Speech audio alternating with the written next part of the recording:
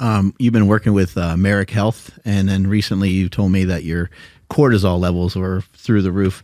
What happened there? Were you just maybe overtrained or something like that?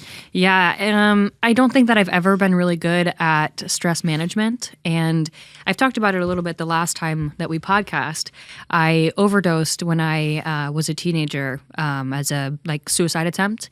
And I never really took a look at what that did to my liver. I was just kind of like, well, I'm working on my mental health, like everything should be pretty okay. I'm not dead, right? So the way that my body handled stress, I think, was kind of really clipped by what happened from that overdose. So I haven't really ever prioritized stress management. I kind of looked at that like, if I have my coping skills and I can meditate and journal, that's stress management. That's all it is. But when you're training like the way a lot of us do and like kind of burying ourselves into the ground with the training style, our body gets a hit as a result. So yeah, I mean, you can relate. Cortisol, like that takes a big toll on you. It's not something that you can just kind of brush under the rug and expect to get better. And then what are you doing to try to like mitigate that or change that? My coach is so much smarter than me, so he'd give you a way better response. But we're even adapting my training style for the last few months to kind of make those like liver sessions. So kind of looking at how my body is processing something in a training session to make things stronger. But also in my program, I have to wake up at least by 6:30, go for a walk before the sunrise, and journal or do something that makes me feel grateful, because we know like that's a hypothalamic response, and being grateful is just like good for your body. It's a lot of the things that my body is kind of missing right now. So we're kind of covering a lot of different bases to help my health. And I'm going to be getting another cortisol test probably next week to see where we're at, because over the last like year or so, it had almost tripled. It was just really crazy. Which I didn't realize the effects of high cortisol to be so bad. Like I was. Did you feel that or? Yeah, I felt terrible. But it was one of those things where the way that it had manifested, we had talked about it earlier. I felt like I was lazy. Like I didn't have desire for anything. I couldn't get myself going. I wasn't motivated for work. I wasn't even motivated for training. And to me, that was a really big red flag, because I've always been somebody who loved going to the gym. That was never really a problem. Even when I was like depressed or struggling with something, I had never felt like I just don't want to go to the gym today. My body just wanted to like sleep. So yeah, the cortisol thing was really interesting. I physically felt pretty okay. Like I wasn't really getting good sleep.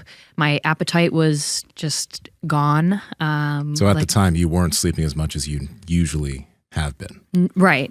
Okay. And so in my head, I figured that this was like a mental health thing. Like, oh, well, I just need to kind of bring out some coping mechanisms or like read self-help books. But it felt totally different. Like it wasn't something that I could have a good self-care day and feel better about. Is that something that like, you know, you mentioned that you had that suicide attempt. I've seen your post about like your rebirth day.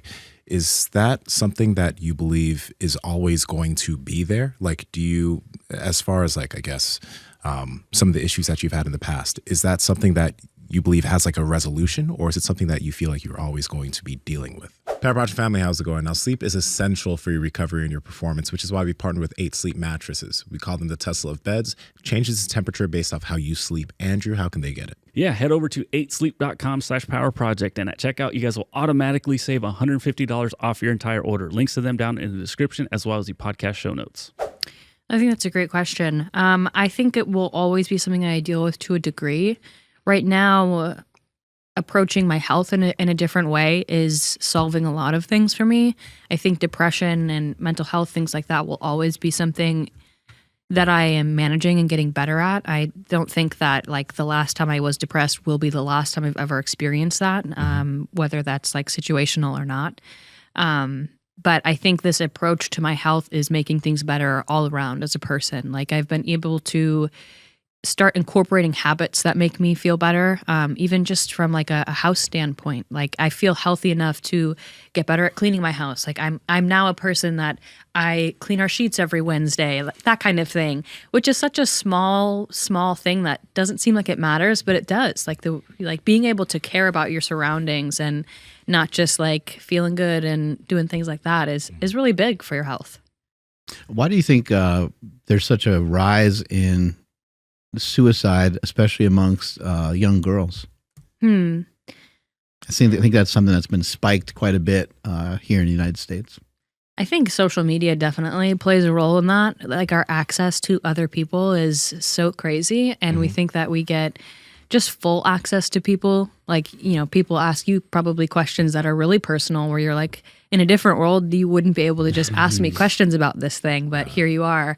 Yeah, I think social media plays a big role. And I can't like hate the social media because it's a huge part of what we do, but I don't think that it's moderated enough for kids. And I think it's just distilled in us that there's just a lot of really negative habits or comparisons. Where you look at kids on TikTok right now and you're like, I didn't look like that when I was 13. Like these kids like look so grown up, which is just unbelievable. Power Project family, we appreciate you checking out this clip. Check out another one. Just go check out another one. Or comment down below and let us know what you liked about this one. But we love you guys, and we're going to keep bringing you the heat. So comment, subscribe, and all that good stuff, okay? Peace.